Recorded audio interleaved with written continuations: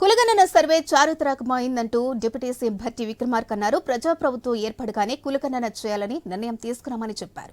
కులగణన మీద కొందరు దుష్ప్రచారం చేస్తున్నారని, ఇలాంటి అబద్ధ ప్రచారాలు మానుకుంటే బాగుంటుందంటూ సూచించారు భట్టి. ఈ సర్వే హడావుడిగా చేసింది కాదని, సుదీర్ఘ కసరత్తు తర్వాత తుదిరూపు ఇచ్చామని తెలిపారు. ఇక 4 జిల్లాలను పైలట్ ప్రాజెక్టుగా చేపట్టామని, రాష్ట్రాన్ని 94 బ్లాకులుగా విభజించి కులగణన చేశామని వివరించారు ఆయన. ఇక 1,00,000 మందికి పైగా ఎన్యూమరేటర్లు సర్వేలో పాల్గొన్నారని భట్టి దేశవ్యాప్తంగా కులగణన చేస్తే బాగుంటుందని తెలిపారు.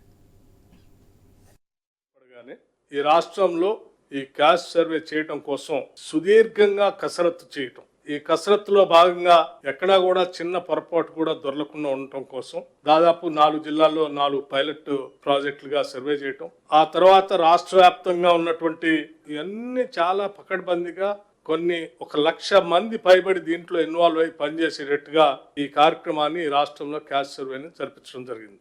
ఈ ప్రభుత్వం సోషల్ జస్టిస్ కి కట్టుబడి ఉంది. ఇందిరమ్మ